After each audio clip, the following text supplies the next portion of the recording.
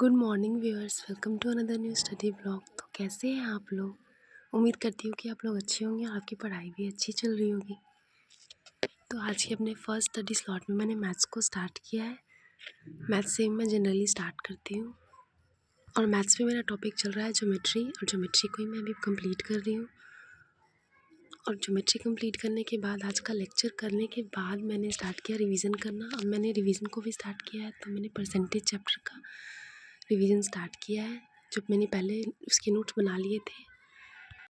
उसके बाद मैंने किया इंग्लिश ग्रामर, जिसमें मैंने 2 लेक्चर्स को रिवाइज़ किया। इंग्लिश ग्रामर के भी मेरे प्रॉपर नोट्स बन चुके हैं और मैंने 120 रूल्स के 2 रूल को फिर आज पढ़ा, रूल तीसरा और रूल चौथा।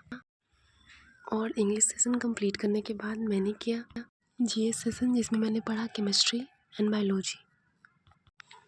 केमिस्ट्री में मैंने एमसीक्यूज़ को अटेंड किया, जिसमें कुछ एमसीक्यूज़ आपके साथ शेयर करूँगी।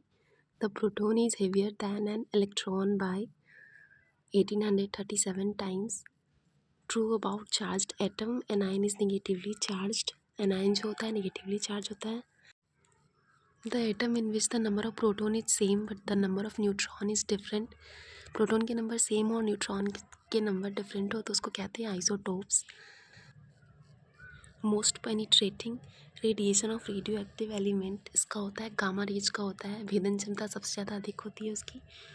मोस्ट इलेक्ट्रोनेगेटिव एलिमेंट होता है फ्लोरीन। इसे क्वेश्चन भी पूछा गया है कितनी बार एग्जाम्स में। प्रिंसिपल क्वांटम नंबर डिस्क्राइब क्या करते हैं उसको, तो साइज ऑफ ऑर्बिटल को डिस्क्राइब करते हैं। Isotopes of deuterium of hydrogen, 1 proton and 1 neutron. Isotope use to remove brain tumours and treatment of cancer, उसमें यूज़ किया जाता है कोबाल्ट 60 का। केमिस्ट्री के बाद मैंने पढ़ा है बायोलॉजी। बायोलॉजी में मैंने पढ़ा कार्बोहाइड्रेट के बारे में। नॉर्मली हमारा होता है 80 to 120 mg पर 100 में ml DL होता है, और अगर ये बढ़ जाता है, मतलब हमारे शरीर में एक्सेस ग्लूकोज हो जाता है, तो उसको लीवर ग्लाइकोजन में कन्वर्ट कर देता है, और लीवर को एक chemical factory of human body कहा जाता है, और इसी प्रोसेस को कहते हैं ग्लाइकोजेनेसिस। और ग्लाइकोजन जो हमारा होता है स्टोर्ड होता है लीवर में इन प्रेजेंस ऑफ इंसुलिन हार्मोन। ये होता है प्रोसेस, और ये इंसुलिन हार्मोन जो होता है सेक्रेट किया जाता है बीटा सेल ऑफ पैनक्रियाज के द्वारा।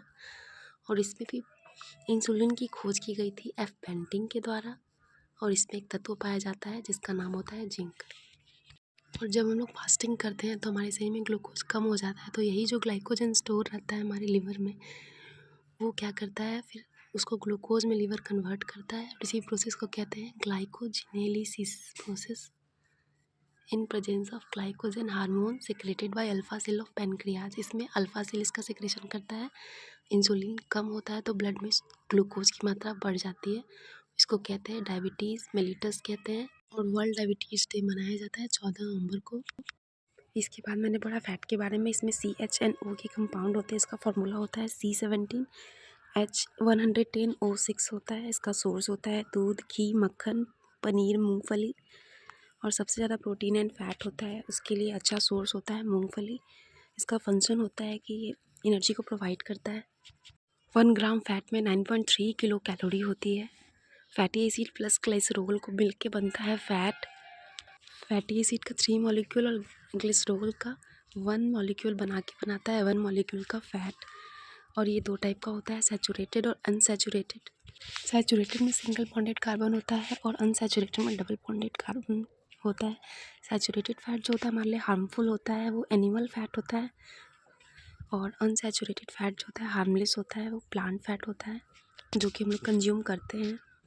एक्सेप्शन में इसका कॉड फिश, उसके लिवर में जो ऑयल होता है वो अनसैचुरेटेड होता है, क्योंकि वो जमता नहीं है। उसके बाद मैंने पढ़ा प्रोटीन के बारे में। इसकी खोज की गई थी जे बर्जीलियस के द्वारा। प्रोटीन एमिनो एसिड से मिलकर बना होता है। वीडियो में दी गई जानकारी अगर अच्छी लगी तो प्लीज़ वीडियो को लाइक करें, शेयर करें, सब्सक्राइब करें।